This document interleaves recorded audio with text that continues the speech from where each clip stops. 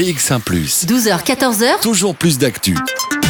Avec Fabrice Grosfilet. Bonjour Edgar Cosma. Bonjour. Merci d'être avec nous. On va parler culture toujours avec vous, mais on va parler de poésie. Et ça, c'est une petite nouveauté. Vivre au 21e siècle. Il y a un hashtag devant le titre. Tout à fait. Vivre au 21e siècle. Vous aviez envie de sortir des romans et des scénarios de bande dessinée. Je rappelle que vous êtes notamment l'auteur de la série Le Belge avec Éric Lersonnier. Vous aviez envie de changer de style ? Tout à fait, oui.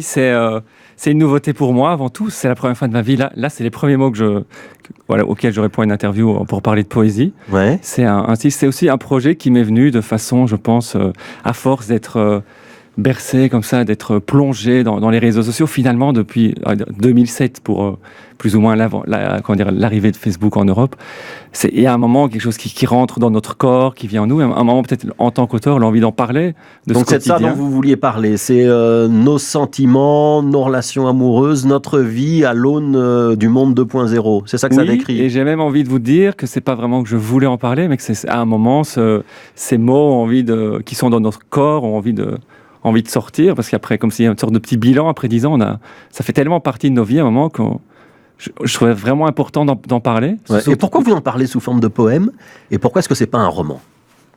Eh ben ça m'est un peu sorti comme ça quand je vous parle de ce côté corporel. C'est un peu venu comme un souffle, toutes ces petits textes qui commencent toujours par c'était, où j'ai envie de prendre du recul. Vous voyez, donc chaque poème commence par c'était. Voilà, parfois au singulier, parfois au pluriel, mais plus souvent au singulier d'ailleurs. C'était ceci ou c'était cela. Donc un peu prendre du recul à un moment. Et je sais pas, ce souffle poétique, cette façon de parler, ça s'est un peu imposé.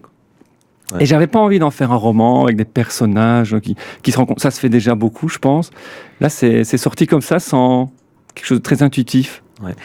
Il faut lire tout d'une traite, du début à la fin, ou est-ce qu'on peut picorer comme dans un recueil de poèmes ? Est-ce qu'il y a un ordre dans votre écriture, ou est-ce que ce sont des instantanés et puis le lecteur se sert comme il veut ? On pourrait en lire quelques-uns, mais c'est quand même un récit. En fait, c'est pas un recueil de poèmes, c'est un récit poétique. Les gens, c'est toujours un peu compliqué à comprendre, mais grosso modo, un récit poétique, je dis ça parce que c'est un ensemble de textes poétiques qui a une forme poétique, mais qui forme un récit. Donc il y a une narration. C'est pas juste des petits textes qui ont une esthétique ou une beauté des mots. Bon, ils ont une esthétique et une beauté des mots quand même.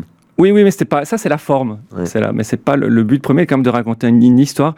Le personnage qui est moi, en fait, qui raconte un peu une année de vie où il rencontre quelqu'un, où il fait des choses. Il a cette histoire d'amour qui se crée à travers les réseaux sociaux. Il y a quand même une histoire, quoi.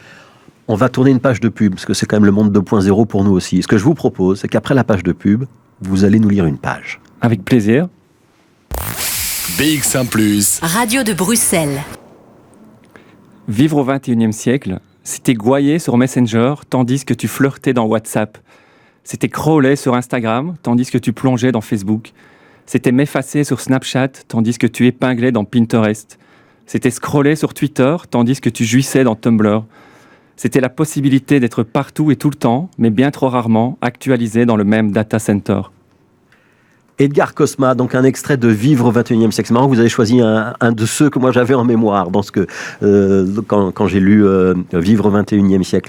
Alors ça dit quand même très très bien la dématérialisation et un peu la déshumanisation aussi de notre époque, non ? Oui, Est-ce que l'amour c'était mieux avant ? C'est la question que je me suis posée après vous avoir lu. Je pense pas. Moi, je n'ai pas du tout une approche technophobe. Déjà, moi, en tant que personne, ni dans ce livre, ni non plus technophile. J'essaie d'un peu d'être neutre, de ne pas trop juger. Avant, c'était très différent. Aujourd'hui, c'est sûr que ça a vraiment changé. Les rencontres via Tinder, les messageries. Ouais.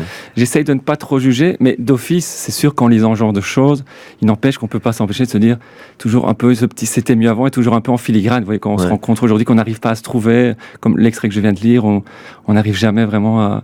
On est toujours un peu partout. On a du mal à se saisir les uns les autres. Ouais. Mais tout de même, je suis pas technophobe parce que je crois que des gens se rencontrent. Il y a quand même toujours, quasiment à chaque poème ou un poème sur deux, il y a le mot WhatsApp, le mot iPhone. Enfin, il y a le nom d'un outil technologique ou d'une technologie ou d'une application qui apparaît. Et vous vous dites pas, on n'est pas un petit peu désabusé en se disant, finalement, nos sentiments, ils dépendent tellement d'algorithmes que ça nous échappe en partie. Oui, c'est vrai, tout à fait. Mais malgré ça, il existe encore des rencontres, heureusement, et j'espère que ça continuera. Et malgré tout ça, malgré toutes ces technologies, ces réseaux sociaux, l'accaparement des gens, il existe encore des rencontres humaines Et parfois, grâce à ces réseaux quand même. Il faut quand même le souligner. Vous l'avez écrit en combien de temps, Vivre au XXIe siècle? Assez vite, en fait, en peut-être quelques mois. C'est une écriture Un hiver. premier jet ou c'est beaucoup travaillé? Un peu des deux. C'est pas mal premier jet, mais après retravailler. Un peu poli à la fin, mais quand même, le gros sort au premier jet. Ouais. Alors, D'un coup. c'est une expérience, un recueil de poèmes qui n'est pas tout à fait un recueil de poèmes comme vous l'avez expliqué tout à l'heure. Ce que je pourrais résumer très vite, ce que j'ai voulu faire par ce projet, c'est un peu dépoétiser la poésie, pour repoétiser le réel.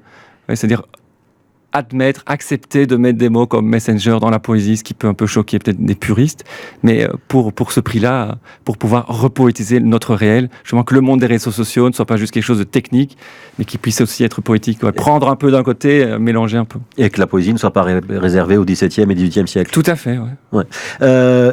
Comment il va, le Belge? Le Belge n'a plus vraiment de projet en cours, en fait. Il y a eu 4 albums chez Delcourt qui ont bien marché, mais c'est un projet qui est un peu en stand-by. Donc pour l'instant, vous le laissez de côté? Il est un peu de côté, il prend des vacances, il attend un gouvernement. Ouais. On va recevoir Causet dans un instant. On continuera de parler de bande dessinée avec lui. C'est quoi les prochains projets d'Edgar Cosma? Donc assurer la sortie de Vivre au XXIe siècle. Et vous travaillez déjà sur le prochain? Bien, figurez-vous, un scoop, mais en fait je me lance dans le stand-up pour le moment. Donc depuis quelques mois, j'écris un peu moins de livres puisque je commence à faire des scènes ouvertes de stand-up. Et ça prend quand même énormément de temps, beaucoup plus que ce que je croyais. Donc c'est un gros projet, plutôt d'écriture, de scène et de jeu. Donc, et on vous accueillera alors dans le micro ouvert pour que vous nous fassiez un petit extrait de texte stand-up. Avec alors. plaisir. Edgar Cosma, ça s'appelle hashtag. Je ne sais pas si le hashtag est important, mais on le prononce en tout cas. Hashtag Vivre au XXIe siècle. C'est aux éditions de l'Arbre à Parole. Merci Edgar. Merci à vous. Bonne d'être journée. venu et bonne chance donc à Vivre au XXIe siècle. Ça sort ces jours-ci. Hein, aujourd'hui. Ah bah et voilà. le lancement à 19h à la librairie Chapitre 12 à Ixelles. Voilà, donc Chapitre 12 à Ixelles pour voir Edgar Cosma et il fera des dédicaces si on est sage. Avec un grand plaisir, oui. Merci Edgar d'être venu dans Toujours Merci plus d'actu. pour l'invitation.